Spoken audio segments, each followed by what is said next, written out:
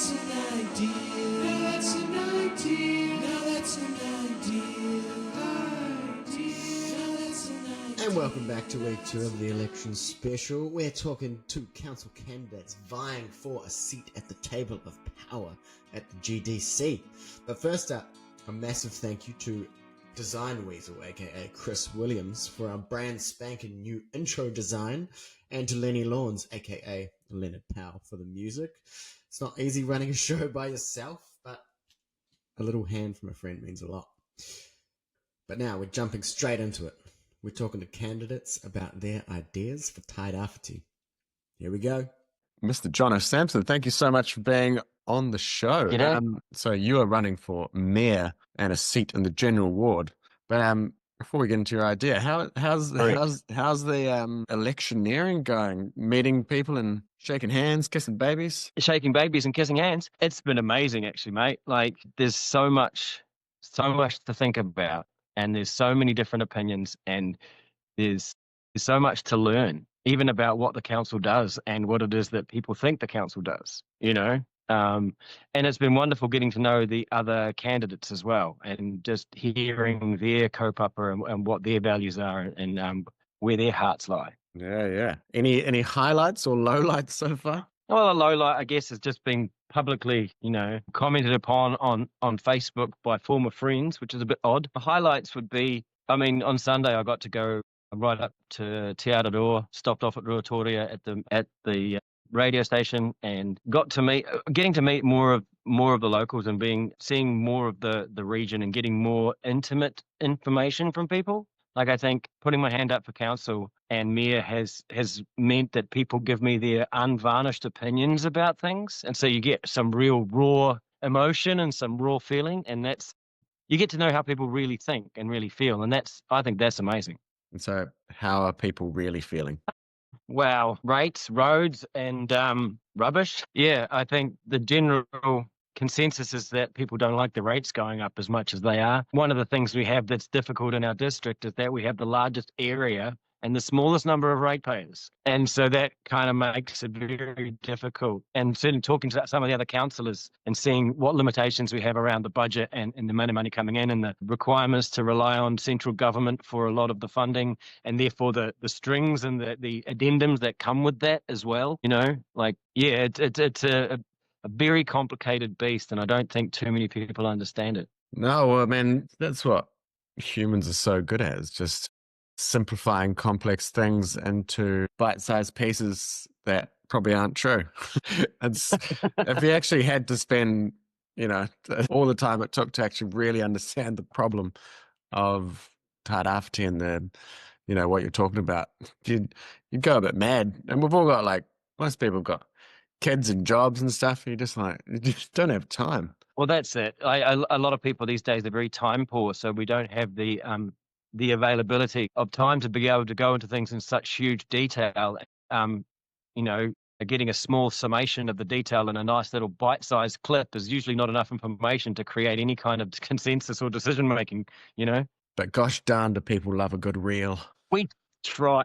They love a good soundbite, don't they? I realised we haven't even done your kind of introduction to who you are, apart from that you're running. But you're a man of many hats, Mr. Lego star, grabbing life by the bricks. But you've also had a big journey in working in the arts. How are you introducing yourself when you're up in Tairāwhiti and you just meet someone off the street? What do you say? I usually start with my peppy heart, and I go, "Hi guys, I'm Jono Samson, 6th generation East Coast. My grandfather on my dad's side built the cake kitchen in Ormond Road, and my grandmother worked there. On my mother's side, my grandfather was a train driver down here, and he drove the DUS5. My dad and grandfather helped start the Gisborne City Vintage Rail Group, which was the one that took the WA165 from the side of the Olympic pools, took it down to Emmy Dukes, pulled it to bits, and put it back together to make it go. So that's usually how I introduce myself, as being from the region. And I then go on to say I went to Mangapapa, I went to Gisborne Intermediate, I went to Lytton High School, I went to the Polytech here and did a computer course, and then I ran off to Wellington to make it in the big city because I wanted a real job.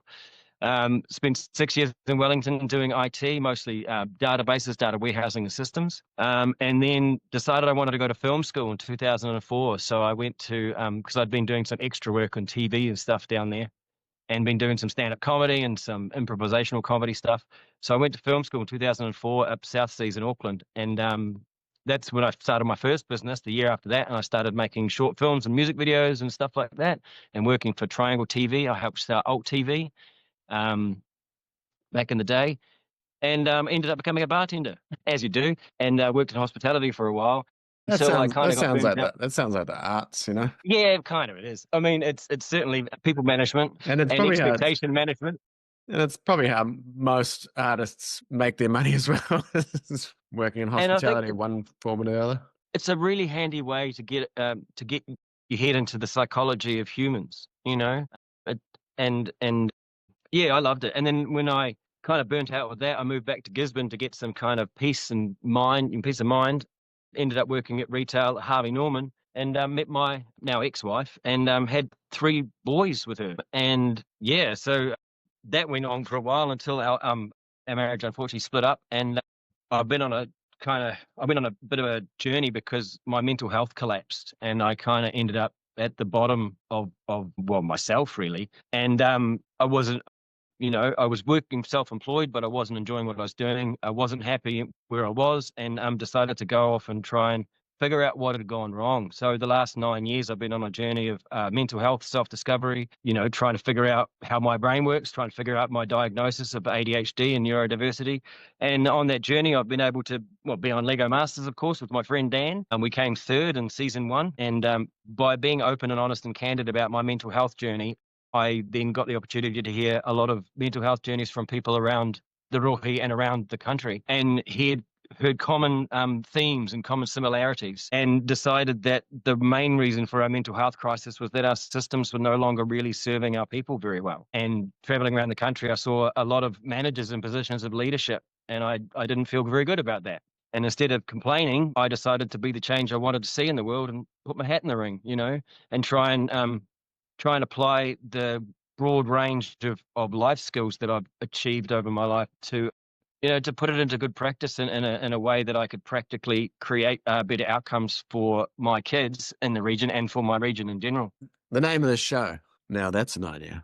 It's basically Yeah. it's Yeah.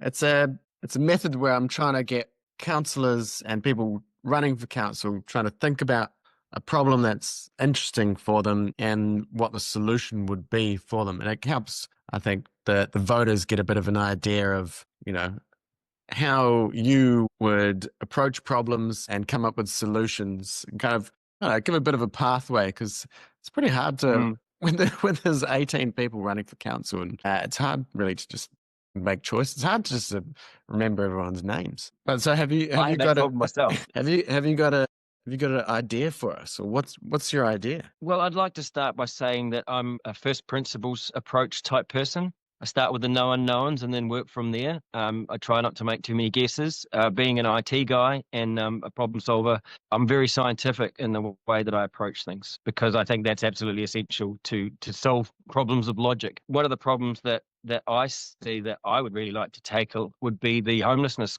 crisis. And I know that's bigger than council.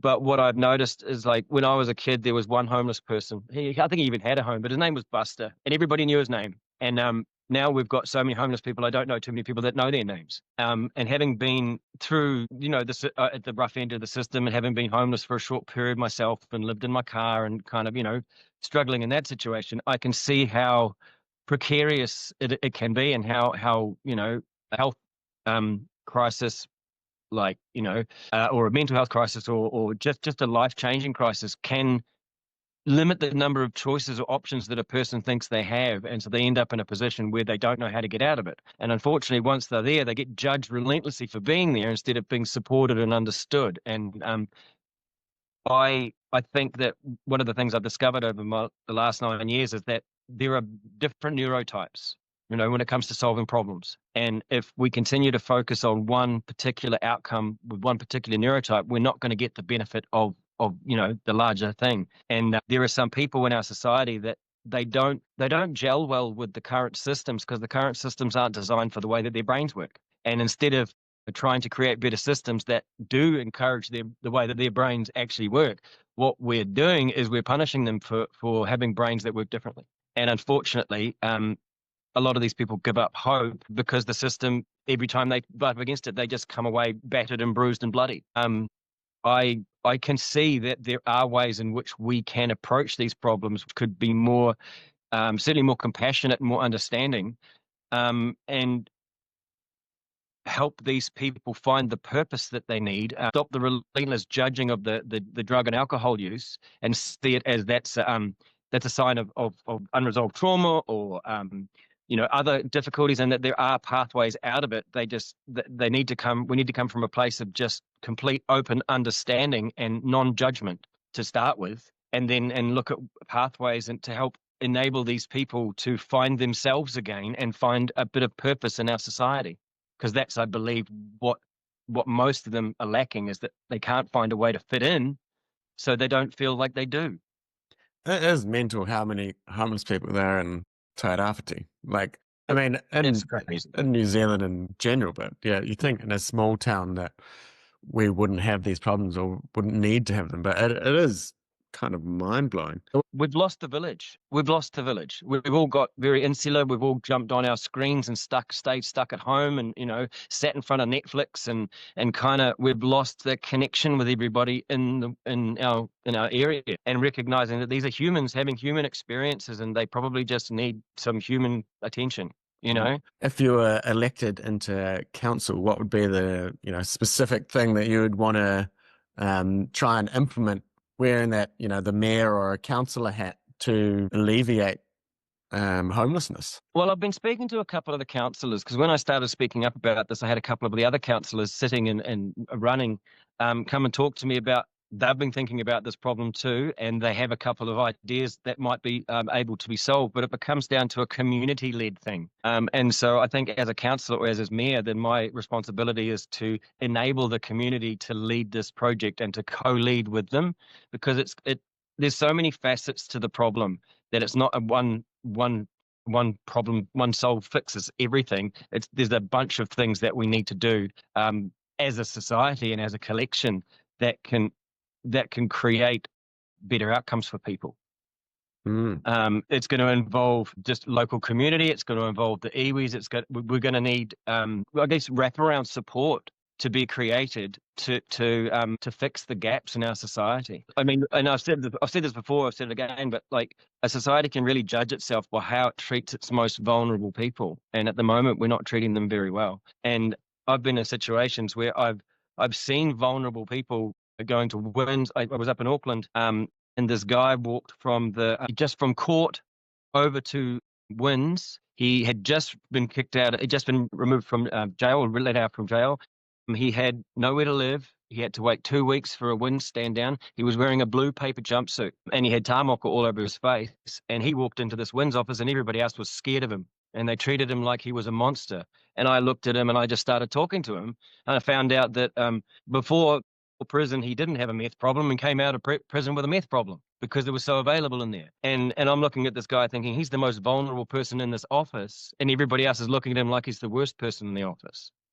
And I think a lot of that is about how we judge people for the situations they find themselves in. And whilst I do agree that everything is choice, some of us don't have the choices available that others do. And we really owe it to ourselves and each other to kind of step back from that place of judgment and just be open-hearted and open-minded about the situation, and look at, not to discredit our fear, but to recognize that it is a fear response, and that we're better off changing that and creating coming from a more empathetic place. So what would be like the first step? Obviously, winning the election is a good first step. And then you're in council, talking to the other councillors who are interested in this. You're talking to like iwi and local, community groups. What would you hope would be the next step from there in, moving forward this way? Is it like building a kind of a shelter for them, or rehousing people in a certain way? What would you like to do? I think what I'd like to do is first just be able to help these people identify their strengths and weaknesses and recognize that they have, like, everybody has an amazing a brain in their head, and we've got an amazing collection of passions that we enjoy, and where those two things intersect, like, have you ever heard of the concept of ikigai? No. It's a Japanese concept. There's a group of people in Japan that were living really long, healthy lives, and they couldn't understand why. So they sent a Westerner in there to find out, and they couldn't tell him. But what this guy observed is that the people in this area, they were all working in a field of something that they were very passionate about, something that was able to give back to their community in a meaningful way, something that was able to provide them with an income, and something they could do forever without getting bored or tired. And so they'd managed to find the sweet spot of where their skills intersected with what society needed and what could create positive outcomes. And by doing these things, they had inadvertently created longer lifespans for them all. But so how do we do that here in Tairāwhiti or something like that? Is it getting like homeless people interested in some kind of activity? I would like to see, because I think most of the time people just need a little bit of encouragement, a little bit of direction, and a little bit of purpose. And I think there are so many things around our community that we could collectively as a community kind of all chip in and do that wouldn't cost much money, but would create better outcomes. And I think bringing the community together and recognizing that we're all in this together, much like when the weather events happened, we're cut off by power, we're cut off by communications, we're cut off by road. And so we've only got each other to rely on. And if we're not looking after each other at a basic level, then how can we possibly rely on each other? But what are the ways? I want to know the ways. What are the ways?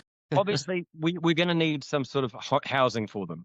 That's going to need to be funded by somebody. We're going to need to have an opportunity for people to understand their addiction issues and try and find a pathway off, and whether that's along the lines of the psychology with the psilocybin mushrooms, getting people off methamphetamine, creating pathways into better things for them would be a good start. Because the first thing is these people are going to need to come off the drugs, or to transition to drugs that are less harmful than the ones they're on. And then once they've been able to establish that and they've had the opportunity to live in a house, then they can actually kind of start to come out of fight or flight mode and actually kind of start to think in that other space. But until that we've kind of resolved those bigger issues for them, they're not able to think about anything else. Yeah. I've heard about in Wellington, they've opened the first wet house, which, like you normally have these So people could do their laundry and stuff. No. Oh. So you can actually, like, homeless people and people with like major like alcohol addictions are actually allowed to drink inside. Like you're not allowed to have unlimited alcohol, but you're allowed to have, the thing is, you're allowed to have one kind of midi every hour. So it's like not enough to get you drunk, or not very drunk, because some of these people, it's kind of hard to even imagine how much they drink. They're the kind of people when you see them at 9 o'clock in the morning and they've got like a 12 pack of Cody's. You can get so addicted to alcohol that it becomes like a physical kind of almost heroin like addiction. And so I think these wet houses are an acknowledgement that some people can't go into housing at the way their current life is. So there needs to be other ways to kind of I agree. There's some doctors that say that people can't quit alcohol like cold turkey because they can kill them. So it has to be a slow transition off. What I've been noticing is that the different addictions kind of mimic different neurochemicals, and certain people fall into like a trap of craving those neurochemicals, and it becomes a dependence then. But it is possible to transition from these things, and it is I've quit alcohol. I didn't think I could ever do it. I spent most of my 20s and 30s quite drunk and getting into quite a lot of mischief, and I didn't understand that I was dopamine seeking, and that it was actually part of my neurodivergency, and that it was a compulsion that was me trying to get more brain fuel. And it was about understanding how that worked and understanding there are other things I can get the fuel from that aren't as destructive as alcohol. And I slowly transitioned my life from one where the only chemical that I'm legally prescribed, by the way, is cannabis. And having tried all the other psychotropic medications for various, like ADHD meds and depression meds and stuff like that. Having tried that over the last sort of, well, at least 10 or 12 years, I've got a better understanding of how my brain works and how certain chemicals work within my system and which ones I should be avoiding and which ones I can take up in their place to achieve the same result, but with better, with better outcomes. It's definitely a long journey over time of kind of Certainly is. self-discovery. And then to make matters worse, then we change over time. So you've got to keep understanding who you are and checking in and then reassessing. Well, yes and no. I think we're born as we are, and then society teaches us to be a certain way. And then as we get older, we stop dropping all those performative masks and just be who we were in the beginning anyway. We try. We try. All right. So your pitch, I like it. It's focusing on the most vulnerable, and it's one of those things that I think benefits everyone as well, because obviously benefits the people who are having a hard time, with existence, and we don't want homeless people in the street kind of having a bad time. It's like if you're having a party, you want everyone having a good time at the party because it makes you have a good Pretty time. much. You don't want someone sitting there miserably in the corner, kind of bringing the whole vibe down. Exactly. Right. So before we've got 2 parts left. We've got closing pitch you want to give to the people out there, and then we've got our pop quiz. Do you want to give a bit of a closing to the voters who are still thinking out there? Well, I'd love their vote. I'm running on 3 things. Authenticity. I've kind of managed to drop most of the performative masks I had and on my authentic self. You can go back and watch me on Lego Masters. I'm the same person I was that I am in front of you now. I mean what I say and I say what I mean, and I believe I have integrity. B, a bounce back ability. I've survived more things sent to kill me than most, and I'm still here. And it's created an amazing resilience in me that I get knocked down 9 times, I get up 10. And there's just no question now. I can't, not getting up is not an option. Beaten mental health, suicidal ideation, and cancer at this point. And I've survived divorce, which, it's not fun. And C, compassion. I've got a big heart, and I can see that a lot of people that are in struggling situations and are in addiction, a lot of it is undiagnosed neurodiversity. A lot of it is undiagnosed trauma. And I can see that there are better ways that we could be tackling this problem that has a bit more compassion towards the people that are going through it. Awesome. All right. Well, good luck. But Thank now you. we have the ultimate pop quiz, rapid answer. All right, this is the important part. This is the important part. This is the stuff the boats are made of. That's exactly right. Favorite fish and chip shop? Oh, it'd have to be Balance Street. The Ocean Fresh? Yeah, man. Their fish burgers are pretty bang on. I judge a fish and chip shop by their fish burgers. That's not a bad idea. It is, because then you've got the fish and then you've got because a burger's a fussy things, man. You got to get the burger just right. Texture, layer, crunch. Yeah, totally. This means they put thought into it. Does it have beetroot in it? Does it not? Right. Favorite Lord of the Rings character? A Strider, Aragorn. Nice. Yeah. He's a classic. Well, he's a true masculine man that shows respect and reverence to women where it's necessary. I mean, I don't know. I think he's a model that most men should try and model themselves on. I like the extended answer there. Whale Rider or boy? Man, these questions are tough. I think Whale Rider. Just I don't know whether it's because it's been around longer and I've seen it more times, but there's something about that movie that's really special. Māori Awards, yes or no? 100% yes. We're in a population. I think it's 56% Māori population for our region, and we don't have that much of a representation for Māori people in our council. And the Māori Awards is a perfect way of achieving that. And it's still not perfect, but it's and talking to the councillors existing, having had the last 3 years with the Māori Awards, a lot of the existing councillors that were formerly against it have changed their mind and they're now for it. The Māori Awards themselves, I've met them all and they're all amazing people, and they are talking to them. They have seen that it has made some positive outcomes for their whānau and their friends. I'm 100% behind the Māori Awards. And some people find winter a little difficult in Tairāwhiti. Not everyone. Sam the Trap Man says winter's the best time for going in the bush. I was born in the middle of winter, so I'm used to it. So any tricks or just You just love it.